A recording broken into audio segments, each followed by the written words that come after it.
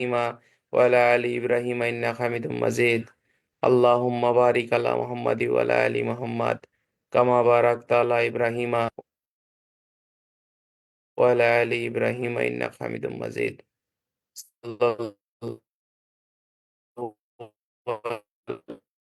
সাল্লাল্লাহু আলাইহি ওয়াসাল্লাম। লাইলাহা ইল্লাল্লাহুল আযীম। প্রিয় বন্ধুরা, আশা করি সবাই ভালো আছেন। আলহামদুলিল্লাহ, আমিও ভালো আছি। আজকে আমাদের দণ্ডবিধি আইনের খুবই গুরুত্বপূর্ণ ধারাগুলো পড়াবো। গত ক্লাসে আমরা পড়েছিলাম যে আহ, গণ উপদ্রব, তারপরে ধর্ম সংশ্লিষ্ট অপরাধ, অর্থাৎ হ্যাঁ, দণ্ডবিধি আইনের 299 ধারায় অপরাধজনক নরহত্যা, দণ্ডবিধি আলহামদুলিল্লাহ দণ্ডবিধি আইনের 300 ধারায় খুনের যে শ্রেণী বিভাগ, অর্থাৎ প্রথম অনুচ্ছেদে বলছিল যে 4টি ক্ষেত্রে অপরাধজনক নরহত্যা খুন হয়, এবং 300 ধারার দ্বিতীয় অনুচ্ছেদে আপনাদেরকে আমি পড়াইছিলাম যে 5টি ক্ষেত্রে অপরাধজনক নরহত্যা খুন হয় না, সেটা অপরাধজনক নরহত্যা হয়। আর দণ্ডবিধি আইনের আপনার 302 ধারায় পড়াইছিলাম খুনের শাস্তি, 303 ধারায় পড়ছিলাম যাবজ্জীবন কারাদণ্ড প্রাপ্তার একমাত্র শাস্তি মৃত্যুদণ্ড। মৃত্যুদণ্ড। আজকে ইনশাল্লাহ আমরা 304 ধারা থেকে সামনের দিকে চলে যাবো ইনশাল্লাহ। আমাকে শুনতে পাচ্ছেন লাউড অ্যান্ড ক্লিয়ার কিনা কথা? একটু আমাকে সহায়তা করেন যে ভাই কথা শুনতেছি বা শুনতেছি না। দেখার দরকার নাই, আমি তো বাড়ি অনেক শীত, একটু বাড়ি আসছি জানেন, এই জন্য ক্যামেরাটা অফ রাখছি। ধন্যবাদ। আচ্ছা, আমরা আজকে দণ্ডবিধি আইনের 304 ধারা থেকে ইনশাল্লাহ সামনের দিকে যাব, এবং এই ধারাগুলো আমাদের জন্য খুবই গুরুত্বপূর্ণ। দণ্ডবিধি আইনের 304 ধারা হচ্ছে অপরাধজনক নরহত্যার শাস্তি। আমরা এমসিকিউ আসতে পারে যে অপরাধজনক নরহত্যার সংজ্ঞা কয় ধারা? 299 ধারা। অপরাধজনক নরহত্যার শাস্তি কি? 304 ধারা। তাহলে 304 ধারায় কোনটির শাস্তি বর্ণিত আছে? অপরাধজনক নরহত্যার শাস্তি বর্ণিত আছে। অপরাধজনক নরহত্যার শাস্তি এখানে বলতিছে যাবজ্জীবন কারাদণ্ড, যে কোনো দণ্ডার কারাদণ্ড, যার মেয়াদ 10 বছর পর্যন্ত আপনার হতে পারে। তবে বলতিছে যে যদি কার্যটি এইরূপ অবগতি সহকারে সম্পাদিত হয় যার ফলে মৃত্যু ঘটতে পারে, অথচ মৃত্যু ঘটাইবার বা ঘটতে পারে এইরূপ আঘাতদানের অভিপ্রায় ব্যতি রেখে সম্পাদিত হয়, সেই ক্ষেত্রে তার শাস্তি যে কোনো বর্ণনার কারাদণ্ড যার মেয়াদ 10 বছর পর্যন্ত হতে পারে। এত কারাদণ্ড ভাই মুখস্থ রাখা সম্ভব না। ডাইরেক্ট ঠাড়া মুখস্থ হচ্ছে যে অপরাধজনক নরহত্যার শাস্তি 304 ধারা, শেষ। এতটুকু জানলেই হবে। তাহলে অপরাধজনক নরহত্যার শাস্তি কোনটা বন্ধুরা? 304 ধারা।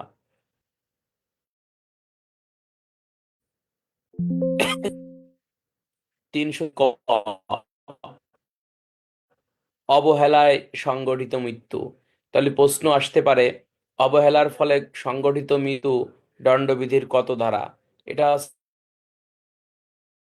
নরহত্যা বলিয়া গণ্য নহে এইরূপ কোন বেপরোয়া বা তাচ্ছিল্যপূর্ণ কার্য করিয়া কোনো ব্যক্তির মৃত্যু ঘটায়, সেই ব্যক্তি অবহেলায় মৃত্যু সংগঠন করছে বলে গণ্য হবে। অবহেলায় মৃত্যু কি? মনে করেন ডাক্তারের কাছে রোগী চিকিৎসা নিতে গেছে, ডাক্তার তার সঠিক চিকিৎসা রোগীকে দিল না, অবহেলা করে রোগীকে মেরে ফেললো, এর শাস্তি 304 ক।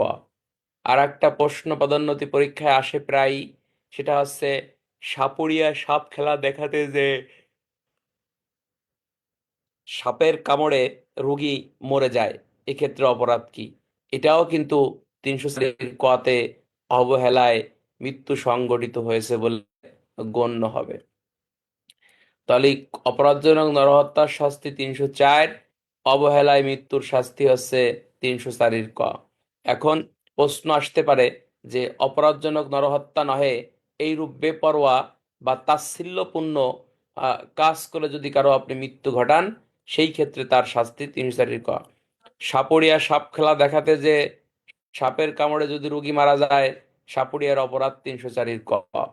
ডাক্তার যদি তার রোগীকে অবহেলা করে রোগীকে ডাক্তার মেরে ফেলে, তার শাস্তি 304 ক। এভাবে আমরা মনে রাখবো। এমসিকিউ আসবে, ডাক্তার রোগীকে অবহেলা করে মেরে ফেললো, শাস্তি দণ্ডবিধির কোন ধারা? 304 ক, 304 খ, 304 গ, কোনোটি না। সঠিক অ্যান্সার আছে 304 ক। আমরা চলে যাব 304 খতে চলে যাব। বেপরোয়া যান বা অশ্ব চালনা দ্বারা মৃত্যু ঘটানো। বেপরোয়া যান মানে কি? যে ব্যক্তি বেপরোয়া ভাবে বা তাচ্ছিল্য সহিত জনপথে যান বা অশ্বযান চালাইয়া অপরাধজনক নরহত্যা নহে এইরূপ মৃত্যু ঘটায়, তার শাস্তি 304 খতে বর্ণনা করছে। বেপরোয়া যান মানে, আপনারা একটা জিনিস মনে রাখবেন, আগের ক্লাসে আমি বলছিলাম, দ্রুত গতিতে গাড়ি চালিয়ে যদি কোনো ব্যক্তি আপনার কাউকে সাধারণ জখম করে, সেক্ষেত্রে 279-তে সে অপরাধী। অর্থাৎ হাত পা ছুলে গেল, হাত পা কেটে গেল, হ্যাঁ, রক্ত বের হয়ে গেল, 279-তে অপরাধী। যদি বেপরোয়া গাড়ি চালিয়ে যদি কাউকে গুরুতর জখম করে, হ্যাঁ, গুরুতর জখম করলে দণ্ডবিধির 338-এর কতে সে অপরাধ করছে বলে গণ্য হবে। আর বেপরোয়া যান চালিয়ে যদি কোনো ব্যক্তি আর একজনকে মেরে ফেলে, তার শাস্তি দণ্ডবিধি আইনের 304 খতে বর্ণনা করছে। তবে আমরা একটা নোট মনে রাখবো এখানে, বেপরোয়া গাড়ি ঘোড়া চালিয়ে কাউকে মেরে ফেললে দণ্ডবিধি আইনে যে শাস্তি থাকুক না কেন, তার শাস্তি সড়ক পরিবহন আইনের 105 ধারায় অনুযায়ী অনুযায়ী শাস্তি সংগঠিত হবে। তাহলে এইভাবে আমরা একটু মনে রাখবো যে বেপরোয়া গাড়ি চালিয়ে কাউকে আহত করে 280, কাউকে গুরুতর এলো দণ্ডবিধির শাস্তি।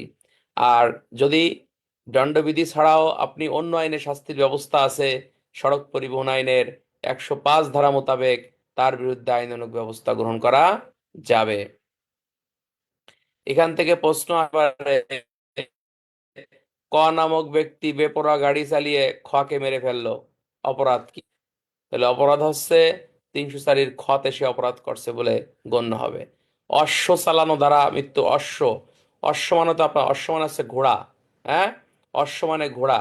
এই আইনটা হচ্ছে 1860 সালের আইন। সুতরাং আগের কালে মানুষ কিন্তু ঘোড়ার গাড়িতে চলতো। যারা ঢাকায় চাকরি করছেন দেখবেন, পুরন ঢাকার লোক কিন্তু এখনো ঘোড়ার গাড়িতে চলে। অথবা সংসদ ভবনের সামনে দেখবেন ঘোড়ার গাড়িতে করে অনেক লোক ঘুরতে আসে। গুলিস্তানে দেখবেন ঘোড়ার গাড়ি চলে। তাহলে এই ঘোড়ার গাড়ি বেপরোয়া চালাইয়ে আপনি যদি মানুষকে মারি ফেলেন, দণ্ডবিধির 304 খতে আপনি অপরাধ করছেন বলেই গণ্য হবে। আশা করি বুঝে ফেলছেন। বেপরোয়া প্রাইভেট কার, হোন্ডা মোটরসাইকেল, যাই হোক না কেন, এবং সাথে ঘোড়ার গাড়ি মনে রাখবো। কি গাড়ি? ঘোড়ার গাড়ি, অশ্বযান। অশ্ব মানে হচ্ছে ঘোড়া, তাই না? তাহলে সেই ধারা মোতাবেক সে অপরাধ করছে বলে গণ্য হবে। আচ্ছা, গেল। চলে যাবো দণ্ডবিধির 305 ধারা। অধৈর্য হলে হবে না। শিশু বা উন্মাদ ব্যক্তির আত্মহত্যায় সহায়তা করণ। আপনারা জানেন যে দণ্ডবিধি আইনে একটি ধারা আছে, যে ক্ষেত্রে আপনার অপরাধী অপরাধ করার পরে শাস্তি হয় না। সেটা হচ্ছে দণ্ডবিধির 309 ধারা। অর্থাৎ আত্মহত্যা করার পরে সেই ব্যক্তিকে আর শাস্তি দেওয়া যায় না। কেননা সে যে মারা যায়, মরা ব্যক্তিকে কিন্তু আর শাস্তির আওতায় আনা যায় না। কিন্তু যদি সেই ব্যক্তি বেঁচে যায়, তার শাস্তি 309 ধারায় বর্ণনা করছে। 1 বছরের কারাদণ্ড, অর্থদণ্ড বা অভয়দণ্ড। ওটা আমরা পরে পড়াবো। কিন্তু 305 ধারায় বলতেছে শিশু বা উন্মাদ ব্যক্তিকে আত্মহত্যায় সহায়তা করা। শিশু, দণ্ডবিধি আইনের 305 ধারায় বলতেছে 18 বছরের কম বয়স্ক কোনো ব্যক্তি, কোনো উন্মাদ ব্যক্তি, কোনো বিকারগ্রস্ত ব্যক্তি, হ্যাঁ, তারপর আছে কোনো জড়বুদ্ধি সম্পন্ন ব্যক্তি বা কোনো প্রমত্তগ্রস্ত ব্যক্তি আত্মহত্যা করলে অনুরূপ আত্মহত্যা অনুষ্ঠানের সহায়তাকারী ব্যক্তি মৃত্যুদণ্ড, যাবজ্জীবন কারাদণ্ড, হ্যাঁ, তদুপরি অর্থদণ্ড বা অভয়দণ্ডের বিধান রাখা হয়েছে। তার মানে এখানে কি বলতেছে বন্ধুরা? বলতেছে 18 বছরের কম বয়স্ক কোনো ব্যক্তি। আমাদের সমাজে দেখবেন অনেক লোক আছে, মনে করেন আপনি ম্যাট্রিক পরীক্ষায় ফেল করছেন, আপনাকে একজন প্ররোচনা দিল যে তুই ফেল করছিস, তুই সমাজে মুখ দেখাবি কিভাবে, ঠিক না? তুই ফেল করছিস, তুই সমাজে মুখ দেখাবি কিভাবে? তার বয়স কত? 18 বছরের কম। তাহলে আপনার প্ররোচনায় সে তো একা ফেল করছে তো করছেই, আপনি তারে আরো মানে বিভিন্ন উস্কানি দিচ্ছেন, তার সাথে খারাপ ব্যবহার করতেছেন, আপনার প্ররোচনায় সে মনে করেন সুইসাইড করলো, তাহলে আপনার শাস্তি দণ্ডবিধির 305 ধারায় বর্ণনা করছে। একজন বিকারগ্রস্ত, একজন উন্মাদ, একজন প্রমত্তাগ্রস্ত, হ্যাঁ, এই সকল ব্যক্তিকে আপনি আত্মহত্যা যদি সহায়তা করেন, দণ্ডবিধির 305 ধারা মোতাবেক আপনি অপরাধী। অর্থাৎ প্রশ্ন আসতে হবে, ক নামক ব্যক্তি একজন প্রমত্তাগ্রস্ত ব্যক্তিকে আত্মহত্যায় সহায়তা করে, অপরাধ কি? তাহলে ক নামক ব্যক্তির শাস্তি দণ্ডবিধির 305 ধারা মোতাবেক বর্ণনা করছে। বন্ধুরা, এত শাস্তি মুখস্থ রাখা যাবে না, জাস্ট মনে রাখতে হবে এগুলো। এমসিকিউ আসতে পারে, 1860 সালে দণ্ডবিধি আইন অনুসারে আপনার কত বছরের কম বয়স্ক কোনো ব্যক্তির আত্মহত্যা সহায়তা করলে শাস্তির বিধান 305 বর্ণনা করছে? এমসিকিউ, 18 বছরের কম বয়স্ক। 18 বছরের কম বয়স্ক ব্যক্তির কথা বলা হয়েছে, কোনো উম্মাদ ব্যক্তির কথা বলা হয়েছে, কোনো বিকারগ্রস্ত ব্যক্তির কথা বলা হয়েছে, কোনো জড়বুদ্ধি সম্পন্ন ব্যক্তির কথা বলা হয়েছে, কোনো প্রমত্তগ্রস্ত ব্যক্তির কথা বলা হয়েছে। অর্থাৎ এই সকল ব্যক্তিদেরকে আপনি উস্কানি দিয়ে বা কোনো প্রকারের আজে বাজে কথা বলে তাদেরকে আপনি আত্মহত্যায় সহায়তা করছেন, এবং তারা যদি সত্যি সত্যি সুইসাইড করে বা সত্যি সত্যি মারা যায়, তাহলে আপনার শাস্তি, তাদের শাস্তি না, আপনি যে এই সহায়তা করছেন, আপনার, আশা করি এই কথা বুঝে ফেলেছেন। 306 ধারায় বলতেছে, কোনো ব্যক্তি আত্মহত্যা করলে অনুরূপ আত্মহত্যা অনুষ্ঠানের সহায়তাকারী যে কোনো বর্ণনায় কারাদণ্ড, যার মেয়াদ 10 বছর পর্যন্ত হতে পারে, অর্থদণ্ড বা অভয়দণ্ড। প্রলাপগ্রস্ত, প্রলাপগ্রস্ত মানে ওই এক প্রকারের ওই পাগল, পাগল যে ব্যক্তি। আচ্ছা, আমরা 305 ধারাটা একটা জিনিস মনে রাখবো, সেটা হচ্ছে জড়বুদ্ধি সম্পন্ন, বিকারগ্রস্ত বা 18 বছরের কম বয়স্ক। কিন্তু প্রাপ্তবয়স্ক ব্যক্তিকে আপনি যদি আত্মহত্যায় সহায়তা করেন, 6 ধারা, প্রাপ্তবয়স্ক একজন ব্যক্তি অনার্সে করলো, আপনি বলেন যে তুই লেখাপড়া করে কি করবি, তুই সমাজের বোঝা, তুই মারা যা, ঠিক না? এই কাজের জন্য আপনি দণ্ডবিধির 306 ধারা মোতাবেক আপনি অপরাধ করছেন বলে গণ্য হবে। আহ ওই যে রিটেনে একবার পরীক্ষায় প্রশ্ন আসছিল, ক নামক ব্যক্তিকে আত্মহত্যার জন্য খ নামক ব্যক্তি সহায়তা করলো এবং উক্ত ব্যক্তির মৃত্যুর পরে তার গলার চেন সে নিয়ে নিল, হ্যাঁ, অপরাধ কি? তাহলে এখানে একটা জিনিস আমরা মনে রাখবো, যদি সে তার আত্মহত্যায় সহায়তা করে প্রাপ্তবয়স্ক ব্যক্তিকে, 306 অপরাধী, এবং মৃত ব্যক্তির গলা থেকে যদি চেন নিয়ে নেয়, সেক্ষেত্রে দণ্ডবিধির 460 ধারা, অর্থাৎ অসাধুভাবে সম্পত্তি মৃত ব্যক্তির কাছ থেকে আত্মসাৎ করছে বলেই গণ্য হবে। আমার কথা কি লাউড আর ক্লিয়ার কিনা ভাই? কথা কি বুঝতেছেন আপনারা? ইনশাল্লাহ একেবারেই সহজ কথা বলতেছি, এগুলো পরীক্ষায় এভাবেই আসবে, এর বাইরে কিন্তু কোনো কথা নাই। আচ্ছা, আমরা চলে যাব 307 ধারা, অর্থাৎ অ্যাটেম্প টু মার্ডার কেস, অর্থাৎ খুনের উদ্যোগ গ্রহণ করার শাস্তি। আপনি খুন করেন নাই, কিন্তু খুনের উদ্যোগ গ্রহণ করছেন, অর্থাৎ অ্যাটেম্প টু মার্ডার, অর্থাৎ এমন আঘাত করছেন বা এমন প্ল্যান পরিকল্পনা করছেন যেটা বাস্তবায়ন হলে ওই ব্যক্তি মারা যেত, তাহলে আপনি অ্যাটেম্প টু মার্ডারের অপরাধে অভিযুক্ত হবেন। বিধি আইনের 307 ধারায় খুনের উদ্যোগ করার শাস্তির বিধান কিন্তু বর্ণনা করছে। দণ্ডবিধি আইনের 307 ধারায় মোট 3 প্রকারের শাস্তির কথা উল্লেখ আছে। এমসিকিউ, দণ্ডবিধি 307 ধারায় কয় প্রকার শাস্তির কথা উল্লেখ আছে? 3 প্রকারের শাস্তির কথা উল্লেখ আছে। এবং সর্বশেষ একটা এমসিকিউ এখান থেকে আসে, সেটা হচ্ছে যাবজ্জীবন কারাদণ্ডপ্রাপ্ত আসামি যদি খুনের চেষ্টা করে বা আঘাত করে, সেই ক্ষেত্রে তার শাস্তি কি? সেই ক্ষেত্রে তার শাস্তি হচ্ছে দণ্ডবিধি আইনের 307 ধারা মোতাবেক তার শাস্তি মৃত্যুদণ্ডের বিধান করা যাইতে পারে। তাহলে রিটেনে একটা এমসিকিউ একটা এখান থেকে আসতে পারে,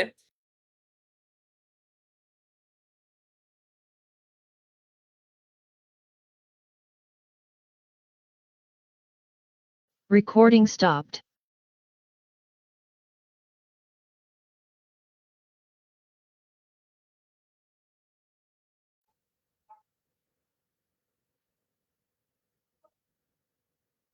কথা শুনতে পাচ্ছেন? আনারুল ভাই, এস আনারুল, কথা শুনতে পাচ্ছেন? নেটওয়ার্কে বেশি সমস্যা হওয়ার কথা না। আচ্ছা, তাহলে এখান থেকে একটা এমসিকিউ যেটা পদোন্নতি পরীক্ষায় আসবে, সেটা হচ্ছে Recording in যাবজ্জীবন progress. দণ্ডপ্রাপ্ত আসামি যদি খুনের চেষ্টা করে তার শাস্তি কি হতে পারে? তার শাস্তি মৃত্যুদণ্ড পর্যন্ত হতে পারে, এতটুকু মনে রাখলেই হবে। তাহলে এমসিকিউ, যাবজ্জীবন দণ্ডপ্রাপ্ত আসামি যদি খুনের চেষ্টা করে তার শাস্তি কি?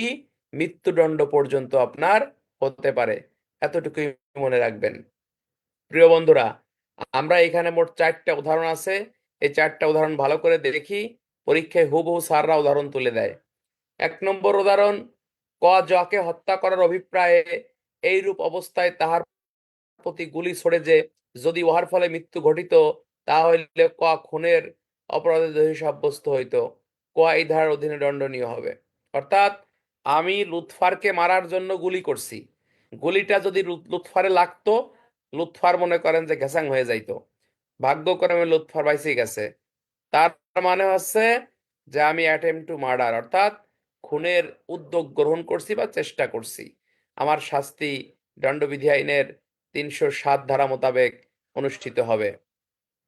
2 নম্বর উদাহরণ, ক একটি কচি বয়স্ক শিশু মৃত্যু ঘটাইবার উদ্দেশ্যে তাহাকে একটি মরু প্রান্তে পরিত্যাগ করে, যদিও শিশুটির মৃত্যু না ঘটে, তথাপি ক এই ধারায় অপরাধ অনুষ্ঠান করছে বলে গণ্য হবে। মনে করো আমি একজন শিশুকে মারার জন্য মরুপ্রান্তে ফেলে আসছি বা বাগানের মাঝে ফেলে আসছি। এই শিশুটি মনে করো মরল না, ভাগ্যক্রমে বেঁচে গেল, বা কেউ তাকে উদ্ধার করে যে তাকে বাঁচায় ফেললো। তারপরেও আমি কি করছি? আমার ইন্টেনশন ছিল যে সে যেন মারা যায়, তার যেন শেষ নিঃশ্বাস ত্যাগ হয়ে যায়, কিন্তু ভাগ্যক্রমে সে বেঁচে গেছে। তাহলে আমি যে এই যে অ্যাটেম্পটা নিছি তাকে মারার জন্য, আমি দণ্ডবিধির 307 ধারা মোতাবেক আমি অপরাধ করছি বলেই গণ্য হবে। 3 নম্বর উদাহরণ দেখেন, ক জকে খুন করাবার উদ্দেশ্যে একটি বন্দুক খরিদ করে এবং উহাতে গুলি ভরে, ক এখনো অপরাধটি অনুষ্ঠান করে নাই, ক জয়ের প্রতি বন্দুকের গুলি ছোড়ে, সে এই ধারার অনুষ্ঠান করছে। যদি অনুরূপ গুলি ছোড়া জকে জখম করে, তাহলে এই ধারার সে প্রথম অংশের প্রথম অনুচ্ছেদের শেষ অংশে দণ্ডনীয় হবে। ওই একই কথা, অর্থাৎ আমি সাজেদুলকে মারার জন্য একটি বন্দুক কিনছি এবং গুলি কিনছি, তো কিনলেই এটা কিন্তু অপরাধ হয়নি। আমি বন্দুকের মধ্যে গুলি ভরছি এবং ফায়ার করছি, গুলিটা যায় তার মনে করেন লাগছে, হাতে লাগছে বা পায়ে লাগছে, তার মানে আমি খুনের চেষ্টা বা উদ্যোগ এখানে আমি গ্রহণ করছি, অর্থাৎ 307 ধারা মোতাবেক আমি এখানে অপরাধী হব। আচ্ছা, লাস্টের যে উদাহরণটা, বিষ প্রয়োগের উদাহরণটা স্যাররা এখানে দিছে। এখানে বলতেছে যে আমি যদি কাউকে মারার জন্য বিষ ক্রয় করি, তাহলে এটা কিন্তু কোনো অপরাধ না, যতক্ষণ পর্যন্ত এটা খাবারের সাথে না মিশিয়ে পরিবেশন করব এবং যতক্ষণ পর্যন্ত সে না খাবে, ততক্ষণ পর্যন্ত এটা 307 ধারায় অ্যাটেম্প টু মার্ডার হিসেবে গণ্য হবে না।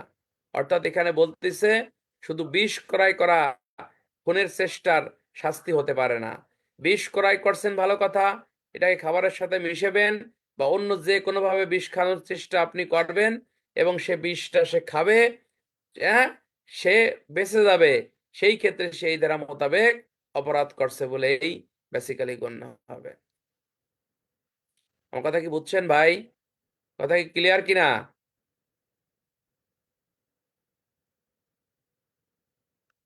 আচ্ছা, 307টা ইম্পর্টেন্ট আছে। আমাদের থানাগুলোতে দেখবেন অনেক মামলা হয়, 323, 324, 25, 26, 307, 506, 109, এই ধারাগুলোতে প্রায় কিন্তু মামলা হয়। ঠিক আছে কিনা? 307টা এই জন্য ইম্পর্টেন্ট, অ্যাটেম্প টু মার্ডার, খুনের উদ্যোগ বা চেষ্টা গ্রহণ করার শাস্তি। ধন্যবাদ, আর দরকার নেই ভাই, এগুলো পরীক্ষার আসবে না। আচ্ছা, আহ অপরাধজনক নরহত্যার উদ্যোগ গ্রহণ করার শাস্তি।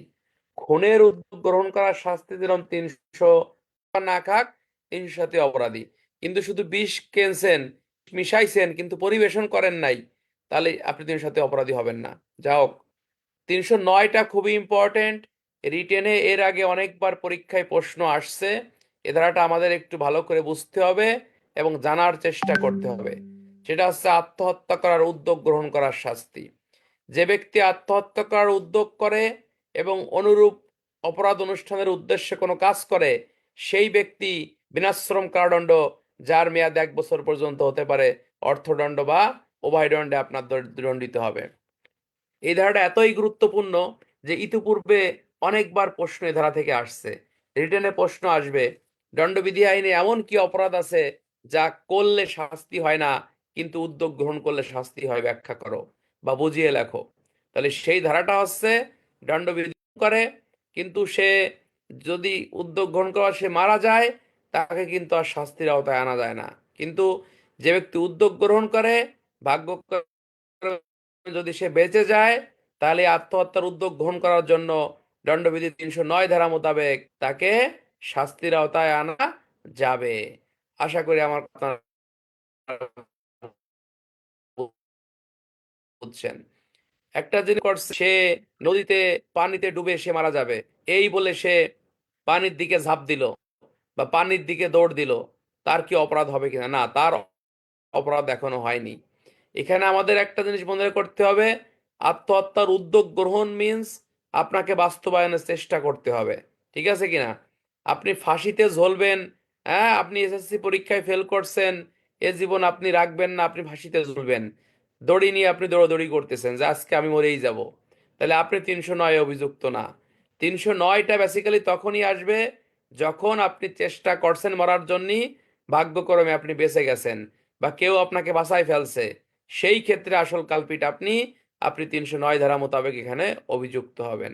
রিটেনের জন্য এই 309 ধারাটা গুরুত্বপূর্ণ, এমসিকিউর জন্য গুরুত্বপূর্ণ, এবং পরীক্ষা এখান থেকে প্রশ্ন এবছর আসবে আসবে আসবে। 309 ধারায় যেটা আমরা মনে রাখবো, যে আত্মহত্যার উদ্যোগ গ্রহণের শাস্তি নিচের কোনটি? তাহলে 1 বছরের সশ্রম বা বিনাশ্রম কারাদণ্ড, অর্থদণ্ড, উভয় দণ্ডে সে দণ্ডিত হবে। শেষ। এতটুকু আমরা একটু ভালো করে জানবো। এর অভিনয় করলে কি হবে? আচ্ছা, অভিনয় ভালো প্রশ্ন করছো। মরার মরার অভিনয় যদি করে, তাই না? ওই যে কিটা জানো, ফেসবুকের একটা ঘটনা দেখলাম কিছুদিন আগে আমরা, একটা নায়িকা ওই যে মরার অভিনয় করছে নাকি। আচ্ছা, সে অভিনয় করুক আর যা করুক, সে দণ্ডবিধির 309 অভিযুক্ত হবে। হ্যাঁ, সে বাইসে গেছে, 309 সে অভিযুক্ত। তাহলে এই প্রশ্নটা আমরা মনে রাখবো এভাবে, দণ্ডবিধি আইনে এমন কি অপরাধ আছে যা করলে শাস্তি হয় না কিন্তু উদ্যোগ গ্রহণ করলে শাস্তি হয়, তার শাস্তি দণ্ডবিধি আইনের এই 309 ধারা মোতাবেক তাকে শাস্তির আওতায় আনা যাবে। সবাই পড়েন লা হাউলা ওয়ালা কুওয়াতা ইল্লা বিল্লাহিল আলিয়্যিল আযীম। আমরা চলে যাব এখন দণ্ডবিধির 310 ধারায়। বন্ধুরা, এটা অত্যন্ত গুরুত্বপূর্ণ একটা ধারা এবং আমরা একটু ভালো করে ধারাটা পড়ব। এই ধারায় বেসিক্যালি ঠগের শাস্তি, ঠগের সংজ্ঞার কথা উল্লেখ করছে। ঠগ, ঠগ জিনিসটা কি বন্ধুরা? ঠগ জিনিসের সংজ্ঞা বেসিক্যালি আপনাকে বলতিছে দণ্ডবিধি আইনের এই 310 ধারায়। ঠগ কাকে বলে? ঠগের সংবাদ কিন্তু গ্রামে চেয়ারম্যান, মেম্বার, চকিদার, দফাদার যারা আছে, এরা কিন্তু জানাতে বাধ্য। এটা কয় ধারায় বলছে? ফৌজদারি কার্যবিধি আইনের 45 ধারায় কিন্তু বলা আছে। এবং এরা যদি ঠগের সংবাদ না জানায়, দণ্ডবিধির 176 ধারা মোতাবেক সে অপরাধ করছে বলে বেসিক্যালি গণ্য হবে। আচ্ছা, তাহলে ঠগের সংজ্ঞা দণ্ডবিধির কয় ধারা? দণ্ডবিধির 310 ধারা। এমসিকিউ হতে পারে এবং রিটেন আসতে পারে যে ঠগ কাকে বলে। তাহলে ঠগ কাকে বলে বন্ধুরা? ঠগ কাকে বলে এটা যদি আমাদেরকে জানতে হয়, আপনাদের ঠগের সংজ্ঞাটা মুখস্থ করতে হবে। এখানে বেসিক্যালি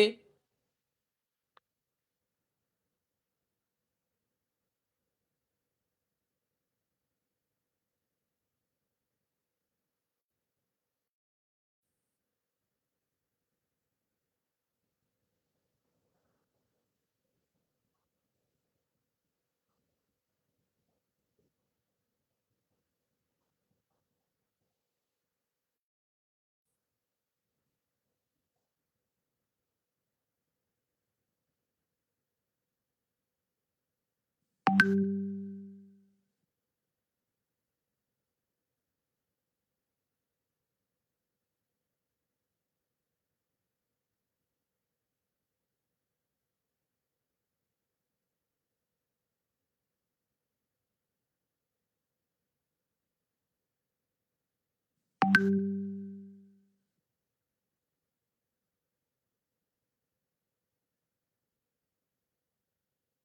বন্ধুরা, তাহলে এই এই 310 ধারায় ঠগের সংজ্ঞাটা আমাদেরকে মুখস্থ করতে হবে। এখান থেকে প্রশ্ন কিভাবে আসবে সেটা আপনাদেরকে আমি শিখাই।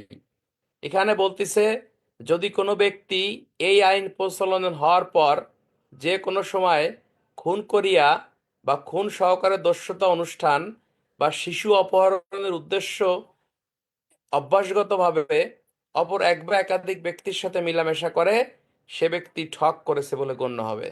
তাহলে আমাদের এখানে অনেক কিছু বোঝার আছে। বলতেছে যে এই আইন প্রচলন হওয়ার পর, এই আইন মিন্স দণ্ডবিধি আইন প্রচলন হওয়ার পরে, বলতেছে যে কোনো সময়, কখন, এমসিকিউ, যে কোনো সময় খুন করিয়া বা খুন সহকারে দস্যুতা অনুষ্ঠান করার জন্য, অর্থাৎ খুন করার জন্য বা খুন সহকারে দস্যুতা অনুষ্ঠান করার জন্য বা শিশু অপহরণ করার জন্য, কিডন্যাপিং চাইল্ড, শিশু অপহরণ করার জন্য অভ্যাসগতভাবে, হ্যাঁ, অপর এক বা একাধিক ব্যক্তির সাথে মেলামেশা করে, তখন সেই ব্যক্তি ঠগ করেছে বলে গণ্য হবে।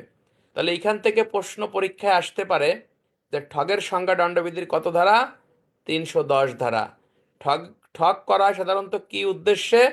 খুন করার উদ্দেশ্যে। আর কি? খুন সহকারে দস্যুতা করার জন্য। আর কি? শিশু অপহরণের উদ্দেশ্যে। কাদের সাথে মেশে? এক বা একাধিক ব্যক্তির সাথে মেশে। কিভাবে মেশে? অভ্যাসগতভাবে মেশে। এমসিকিউ, কিভাবে মেশে? অভ্যাসগতভাবে মেশে, তখন তারা ঠগ করছে বলে গণ্য হবে। তাহলে এমসিকিউ আসতে পারে, ঠগের ক্ষেত্রে কতজন ব্যক্তির সাথে মেলামেশা করতে হয়? এক বা একাধিক ব্যক্তির সাথে মেলামেশা করতে হয়। কিভাবে মেলামেশা করতে হয়? অভ্যাসগতভাবে মেলামেশা করতে হয়। কি উদ্দেশ্যে? খুন করার জন্য। আর কি? খুন সহকারে দস্যুতা করার জন্য। আর কি? শিশু অপহরণের জন্য। তাহলে এরা প্রত্যেকেই ঠগের সদস্য হিসেবেই আপনার গণ্য হবে। এমসিকিউ হতে পারে, নিচের কোনটি ঠগের বৈশিষ্ট্য না? খুন করা, খুন সহকারে দস্যুতা করা, তারপরে হচ্ছে আপনার শিশু অপহরণ করা, আর 3 নম্বরে দিল চুরি করা। তাহলে 4 নম্বরে দিল চুরি করা। তাহলে সঠিক অ্যান্সার হচ্ছে চুরি করা। চুরি করা কিন্তু ঠগের কোনো উদ্দেশ্য বা বৈশিষ্ট্য না। আশা করি আমার কথা ইনশাল্লাহ আপনারা এটা বুঝে ফেলেছেন, এবং সহজ বিষয় ইনশাল্লাহ। লা হাওলা ওয়ালা কুওয়াতা ইল্লা বিল্লাহিল আলিয়্যিল আযীম। আচ্ছা, তাহলে ঠগের একমাত্র শাস্তি হচ্ছে যাবজ্জীবন কারাদণ্ড, তদুপরি অর্থদণ্ডে সে দণ্ডিত হবে। তাহলে এই এমসিকিউটা খুবই গুরুত্বপূর্ণ যে ঠগের শাস্তি কি। তাহলে ঠগের শাস্তি হচ্ছে যাবজ্জীবন কারাদণ্ড। ঠগের শাস্তি কত ধারা? 311 ধারা। আচ্ছা, রিটেনে একটা প্রশ্ন এখান থেকে আসতে পারে, ঠগের টিকা লেখো বা ঠগের সংজ্ঞা লেখো। এবং এমসিকিউ, যে দণ্ডবিধি আইনে কোন অপরাধের শাস্তি একমাত্র যাবজ্জীবন কারাদণ্ড? চুরি, দস্যুতা, ডাকাতি, ঠগ। সঠিক অ্যান্সার আছে ঠগ। অর্থাৎ ঠগের একমাত্র শাস্তি হচ্ছে যাবজ্জীবন কারাদণ্ড। এটাই হলো আপনার সঠিক অ্যান্সার। ক্লিয়ার? আমার কথা কি বুঝতে পারছি ভাই?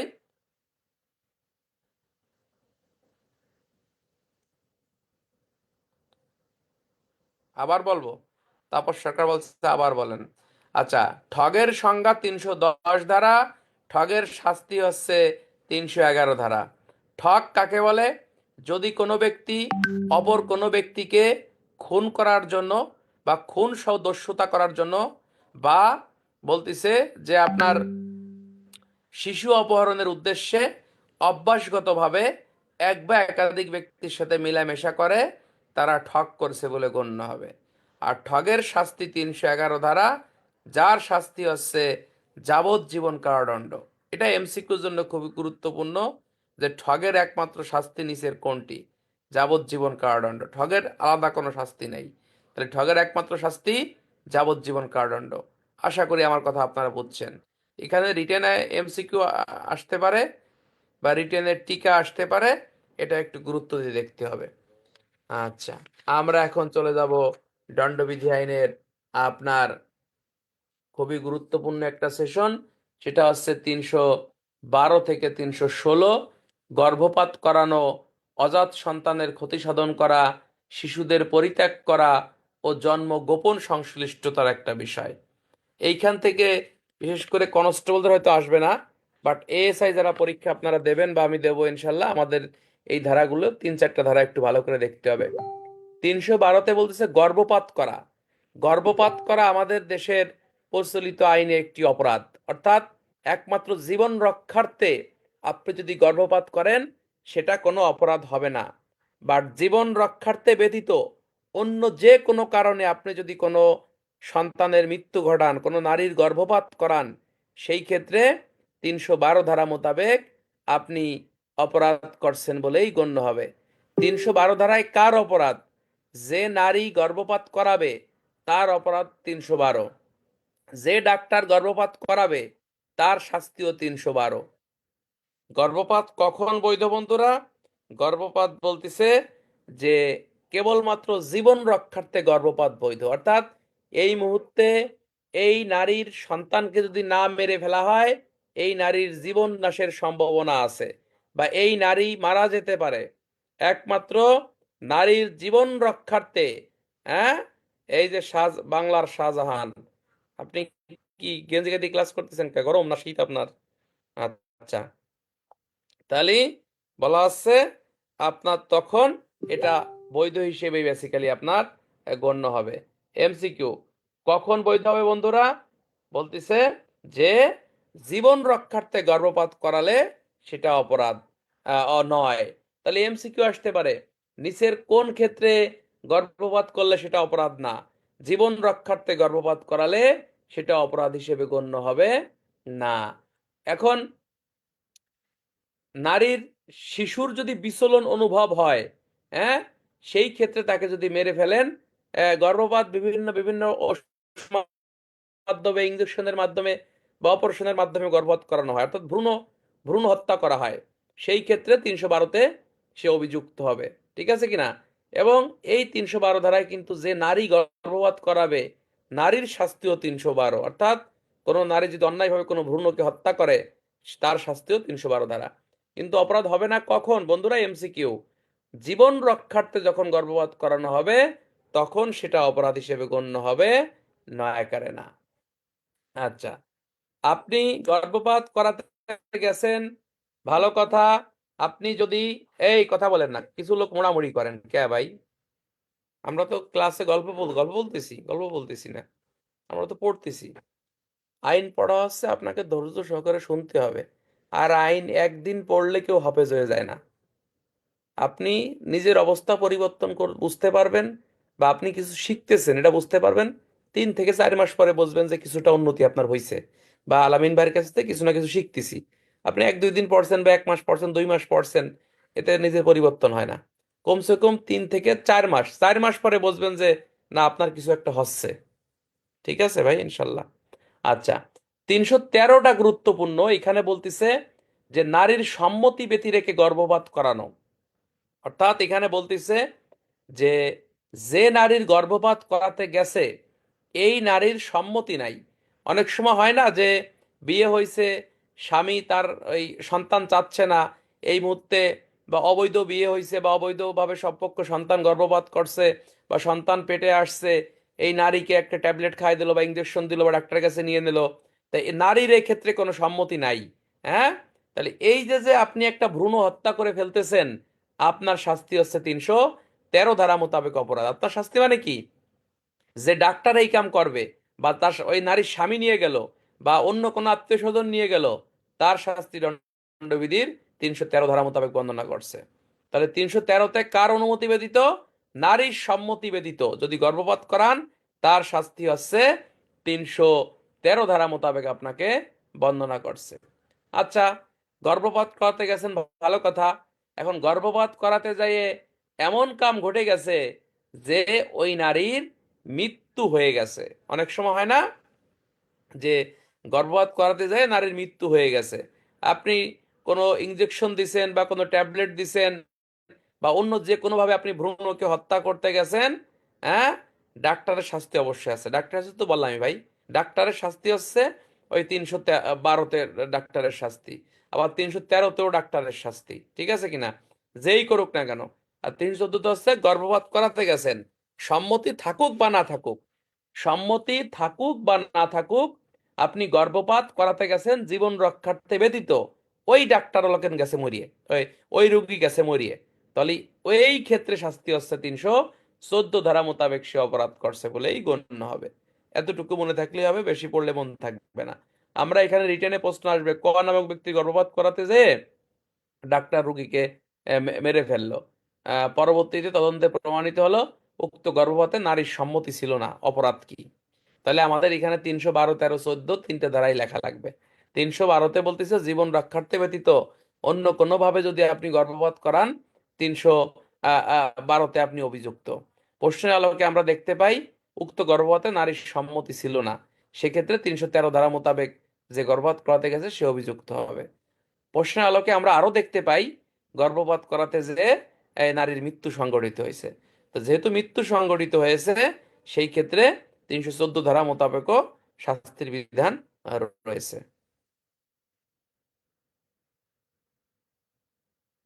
ঠিক আছে।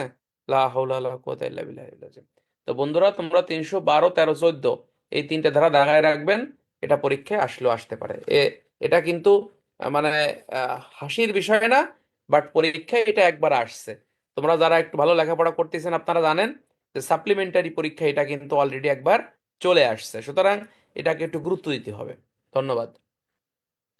একটা প্রশ্ন খুবই গুরুত্বপূর্ণ এখানে, আমরা যদি একটু খেয়াল করে দেখি 317 ধারায় বলতেছে যে 12 বছরের নিম্ন বয়স্ক কোনো শিশুর পিতা বা মাতা, হ্যাঁ, হয়া অনুরূপসী তত্ত্বাবধায়ক শিশুকে বর্জন করে বা ফেলে দেয়, তার শাস্তি 317 ধারা মোতাবেক সে অপরাধ করছে বলে গণ্য হবে। আপনারা দেখবেন যে আমাদের সমাজে এখন অনেক শিশুকে রাস্তাঘাটে ফেলাই দেয়, বা ওই যে ডাস্টবিনে ফেলাই দিয়ে এসে, এরকম ঘটনা ঘটে না আমাদের দেশে ভাই? অনেক ঘটে কিন্তু।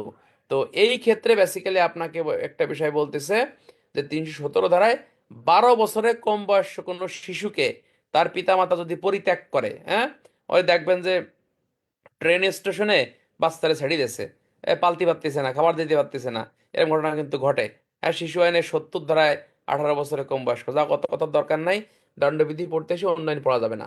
তাহলে এই ধারা মোতাবেক তাহলে এমসিকিউ আসতে পারে, কত বছরের সন্তানকে বাপ মা পরিত্যাগ করলে বা বর্জন করলে তার শাস্তি 317তে। এমসিকিউ খুবই গুরুত্বপূর্ণ, এমসিকিউটা মনে রাখবেন।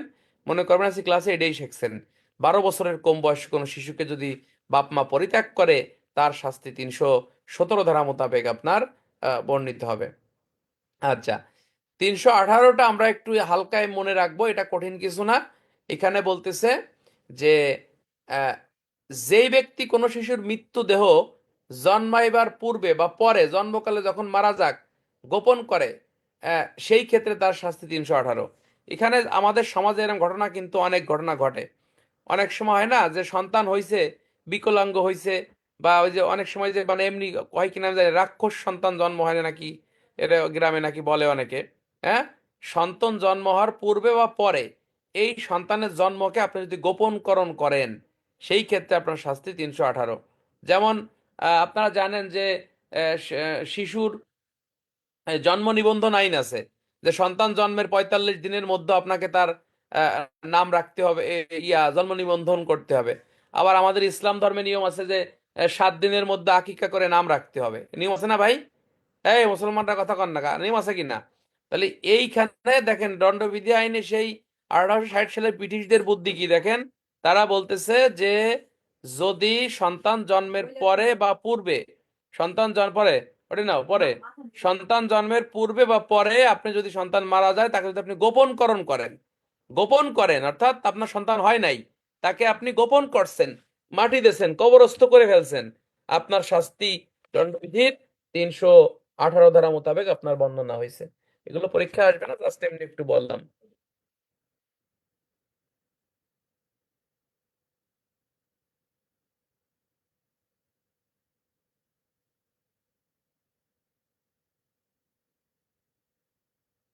আচ্ছা বন্ধুরা, এটা ছিল এই পর্যন্ত, এগুলো পরীক্ষা আসবে না নর্মালি। এখান থেকে একটু 312, 13, 14 তিনটা ধারা একটু মুখস্থ করবেন সুসির মতো, আর বাকিগুলো আসবে না, এগুলো এমসিকিউর জন্য গুরুত্বপূর্ণ। আমরা এখন দুইটা জিনিস ভালো করে পড়বো। আঘাত, এই আঘাত থেকে পরীক্ষায় প্রশ্ন আসে না এমন কোনো বছর নাই ভাই। যারা নতুন তারা হয়তো জানো না, কিন্তু যারা পুরনো একবার পরীক্ষা দিয়েছেন তারাও জানেন যে আঘাত দণ্ডবিধি আইনের খুবই গুরুত্বপূর্ণ একটা সেশন। ঠিক আছে কিনা? আমরা এত সময় পড়তেছিলাম মানব জীবনের বিরুদ্ধে অপরাধ, অর্থাৎ 299 থেকে 318 পর্যন্ত মানব জীবনের বিরুদ্ধে অপরাধ আলোচনা করছে। আর 319 থেকে 377 ধারা পর্যন্ত মানব দেহের বিরুদ্ধে অপরাধগুলো আপনার আলোচনা করছে। 319-এ আপনাকে আঘাতের সংজ্ঞা দিয়েছে।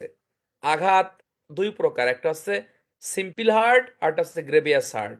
সিম্পল হার্ট মিন্স হচ্ছে সাধারণ আঘাত করা, আর গ্রেভিয়াস হার্ট হচ্ছে গুরুতর আঘাত করা। এমন কোনো বছর নাই যে 320 থেকে পরীক্ষায় প্রশ্ন না আসে। সুতরাং আল্লাহর বান্দারা তোমরা যারা আছো, এটাকে 320 ধারার 8টা পয়েন্ট ঠাড়া মুখস্থ করে ফেলতে হবে। 308, 320-এর 8টা পয়েন্ট ঠাড়া মুখস্থ করে ফেলতে হবে। রিটেনে পরীক্ষা আসবে, এমসিকিউ প্রত্যেক বছর এখান থেকে থাকে, এই প্রশ্নটা থাকেই সব সময়। আর বলে যাই, 319-এ বলতেছে আঘাত। আঘাত এর দণ্ডবিধির কত ধারায় বলতেছে? 319-এ বলতেছে আঘাতের ইংরেজি কি? হার্ট। তাহলে আঘাত কাকে বলে? যদি কোনো কোনো ব্যক্তি অপর কোনো ব্যক্তিকে দৈহিক যন্ত্রণা, পীড়া বা বৈকল্য ঘটায়, তখন উক্ত ব্যক্তি অপর ব্যক্তিকে আঘাত দান করছে বলেই গণ্য হবে। তাহলে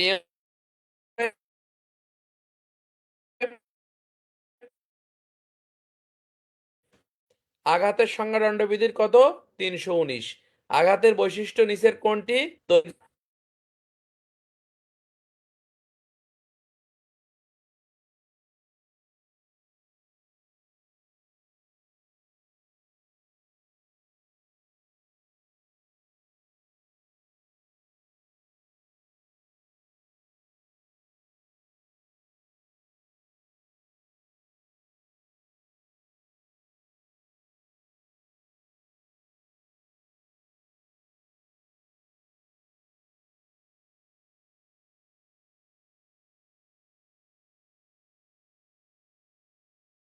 Recording stopped.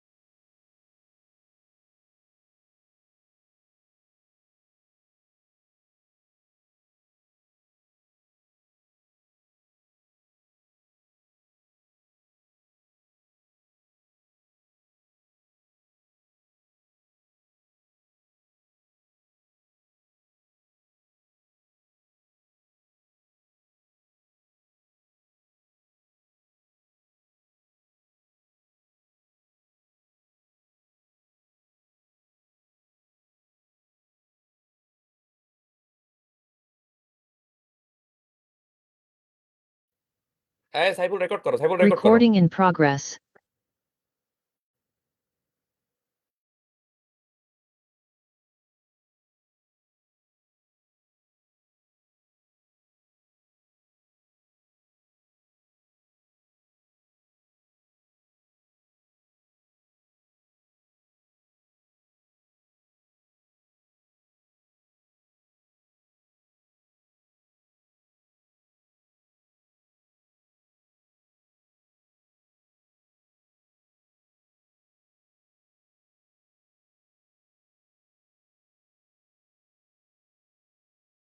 Recording stopped.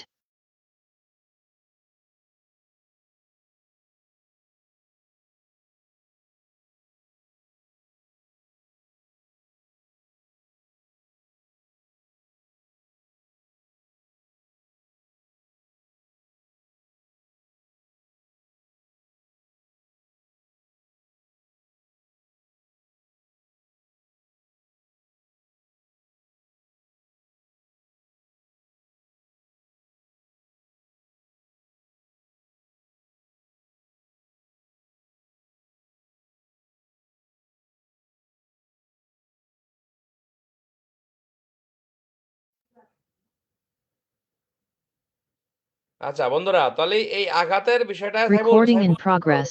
হ্যাঁ, আঘাতের বিষয়টা এরকম প্রশ্ন আসতে পারে, এর বাইরে তেমন কিছু না। আশা করি বুঝছেন আমার কথা। হ্যাঁ, 320 ধারায় গুরুতর আঘাতের কথা বলতেছে। গুরুতর আঘাত বলতে নিম্নলিখিত 8 প্রকারের আঘাতের কথা বর্ণনা বলছে। এই 8 প্রকারের আঘাত আপনাকে মুখস্থ রাখতে হবে। এই 8 প্রকারের আঘাতের ক্ষেত্রে আমরা যদি একটু খেয়াল করে দেখি, বলতেছে নিম্নলিখিত 8 প্রকারের যে কোনো আঘাত যদি কোনো ব্যক্তি অপর কোনো ব্যক্তিকে দেয়, সেই ক্ষেত্রে উক্ত ব্যক্তি গুরুতর আঘাত দান করেছে বলেই গণ্য হবে। গুরুতর আঘাতের সংজ্ঞা কত ধারা? 320 ধারা। গুরুতর আঘাতের ইংরেজি কি? Grievous heart. গুরুতর আঘাতের উপাদান কয়টি? 8টি। বা গুরুতর আঘাতের শ্রেণীবিভাগ কয়টি? 8টি। 1 নম্বরে বলতেছে পুরুষত্বহীনকরণ, অর্থাৎ আপনি এমন আঘাত করলেন আপনার পুরুষত্বহীনকরণ করে দেয়া হলো, তাহলে আপনি গুরুতর আঘাত করছেন বলেই গণ্য হবে। 2 নম্বরে বলতেছে স্থায়ীভাবে দুই চোখের যে কোনো শক্তির দৃষ্টিশক্তি রহিতকরণ করা, অর্থাৎ স্থায়ীভাবে আপনার যে দুটো চোখ আছে এই দুটো চোখের যে কোনো টির, অর্থাৎ যে কোনো একটির দৃষ্টিশক্তি যদি আপনার রহিতকরণ করা হয়, সেক্ষেত্রে আপনি গুরুতর আঘাত দান করেছেন বলেই গণ্য হবে। তাহলে এমসিকিউ আসতে পারে, গুরুতর আঘাতের ক্ষেত্রে দুটি চোখের কয়টির দৃষ্টিশক্তি নষ্ট করলে গুরুতর আঘাত ভাই? সেক্ষেত্রে বলা হচ্ছে যে যে কোনো একটির দৃষ্টিশক্তি যদি আপনার স্থায়ী নষ্ট করা হয়, সেই ক্ষেত্রে এটা আপনার গুরুতর আঘাত করা হয়েছে বলেই বেসিক্যালি গণ্য হবে। আচ্ছা, আমরা 3 নম্বর পয়েন্টে দেখি স্থায়ীভাবে দুই কর্ণের যে কোনোটির শ্রবণ শক্তি রহিতকরণ করা। কর্ণ মানে তো বোঝেন কান। তাহলে আপনাদের দুটো কান আছে, এই দুই কানের যে কোনো একটির দৃষ্টি শ্রবণ শক্তি যদি নষ্টকরণ করা হয় বা নষ্ট করা হয়, সেই ক্ষেত্রে আপনার গুরুতর আঘাত করা হয়েছে বলেই গণ্য হবে। 4 নম্বরে বলতেছে যে কোনো অঙ্গ বা গ্রন্থির অনিষ্ট সাধন। অনিষ্ট সাধন মানে কি? যে কোনো অঙ্গ, আমার হাত হতে পারে, পা হতে পারে, অর্থাৎ আমার যে শক্তি আছে, হ্যাঁ, বা আমার অনিষ্ট মানে কি? অনিষ্টর সংজ্ঞা, এই অনিষ্টের সংজ্ঞা দণ্ডবিধির কয় ধারায় বলছে অনিষ্ট? বলেন তো।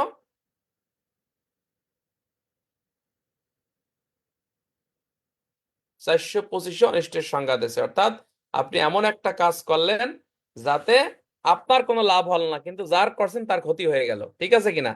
অর্থাৎ আপনি একজন হাত পা ভেঙে দিয়েছেন, হ্যাঁ, আপনার যে কোনো একটা অঙ্গ ভেঙে দিয়েছে আপনারে, আপনার হাতের শক্তি নষ্ট করে দিয়েছে, বা আপনার এই গ্রন্থির অনিষ্ট সাধন করছে, তাহলে আপনি এটা গুরুতর আঘাত করছেন বলে গণ্য হবে। যে কোনো অঙ্গ বা গ্রন্থির কর্মশক্তির বিনাশ বা স্থায়ী ক্ষতি সাধন করা। আমার হাতে এমন ভাবে আঘাত করা হয়েছে যে আঘাত বলতেছে যে আমি হাতে শক্তি পাচ্ছি না, আমার আঙ্গুলে শক্তি পাচ্ছি না, তাহলে এটাও গুরুতর আঘাত হিসেবে গণ্য হবে। মস্তক বা মুখমণ্ডলের স্থায়ী বিকৃতি সাধন। মস্তক, মস্তক মানে তো বোঝেন, মস্তক মানে হচ্ছে আপনার মাথা, মুখমণ্ডল মানে তো মুখমণ্ডলী, এর স্থায়ী বিকৃতি সাধন। ওই অংশ দেখবেন ওই যে হুন্ডা অ্যাক্সিডেন্ট করলে মুখ বাঁকিয়ে যায়, হ্যাঁ, মুখ বাঁকিয়ে যায়, মাথা বাঁকিয়ে যায়, দেখেন না? এগুলো হাসপাতালে গেলে দেখতে পারবেন। তাহলে এটাও গুরুতর আঘাত হিসেবেই গণ্য হবে। হাড় বা দন্ত, হাড় মানে তো বোঝেন, দন্ত মানে হচ্ছে দাঁত এবং বা গ্রন্থিসূত্রকরণ। অনেক সময় দাঁত ভেঙে যায়, হাড় ভেঙে যায়, হ্যাঁ, এইটা যদি করেন সেই ক্ষেত্রে গ্রন্থি মানে কি? গ্রন্থি মানে হচ্ছে আপনার যে কোনো অঙ্গের যে এই যে যে বিভিন্ন জয়েন্ট আছে এগুলোকে গ্রন্থি বলা হয় নাকি? তাহলে এটা এই অপরাধ করছেন বলে, গুরুতর আঘাত করছেন বলে গণ্য হবে। আর 8 নম্বরে বলতেছে এমন আঘাত যা জীবন বিপন্ন করে। এমন আঘাত যা জীবন বিপন্ন করে বা আঘাতপ্রাপ্ত ব্যক্তিকে 20 দিন মেয়াদের জন্য তীব্র যন্ত্রণা দান করে এবং তাহাকে সাধারণ পেশা অনুসরণ করতে অসমর্থ করে। তাহলে ভালো করে বুঝেন, এখানে বলতেছে এমন আঘাত যা জীবন বিপন্ন করে। এই জন্য দেখবেন যেখানেই দণ্ডবিধির 326 থাকে সেখানেই দণ্ডবিধির 307 ধারা থাকে, অর্থাৎ খুনের চেষ্টা করছেন, এমন আঘাত যেটা খুনের চেষ্টা করছেন, মানে জীবনকে বিপন্ন করা হচ্ছে, সেই ক্ষেত্রে আপনি গুরুতর আঘাত দান করছেন বলেই বেসিক্যালি আপনার গণ্য হবে। আর একটা জিনিস আমরা এখানে মনে রাখবো, যে এমন আঘাত, যে আঘাত জীবন বিপন্ন করে বা একজন ব্যক্তিকে 20 দিন পর্যন্ত সাধারণ পেশা অনুসরণ করতে অসমর্থ করে। মানে এমন মারা মারছে, 20 দিন হাসপাতালে ভর্তি আছে, তাহলে সে সাধারণ কাজকর্ম করতে পারতেছে না, এটাও গুরুতর আঘাত হিসেবেই বেসিক্যালি আপনার গণ্য হবে। ভাই স্যার, চোখ নাক লাগলে সমস্যা আছে কি মস্তিষ্ক জায়গায়? মাথায় এমন, মাথায় এমন, সমস্যা নেই, সমস্যা নেই। আচ্ছা, তাহলে আমার কথা মনে হয় আপনারা বুঝছেন। তো এরকম প্রশ্ন এখান থেকে আসবে যে গুরুতর আঘাত কাকে বলে, বা গুরুতর আঘাতের শ্রেণী বিভাগ লেখো। এরপরে প্রশ্ন আসতে পারে যে গুরুতর আঘাত কত প্রকার, কি কি।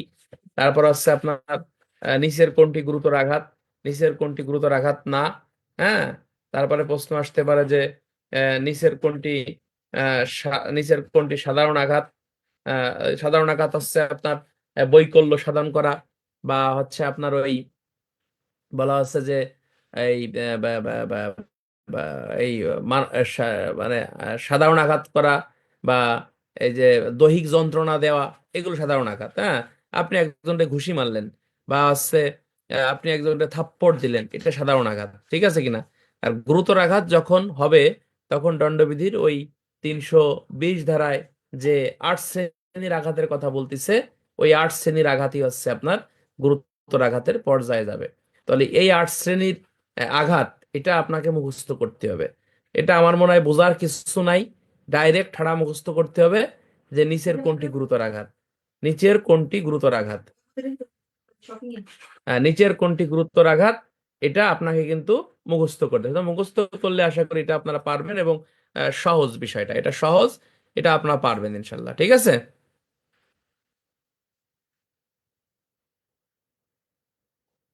পুরুষত্বহীনকরণ তো পুরুষদের পুরুষাঙ্গ নষ্ট করে দেয়া, যেটা, এটাই পুরুষত্বহীনকরণ। জখম কি সাগর না, কি কি বুঝলাম না প্রশ্ন।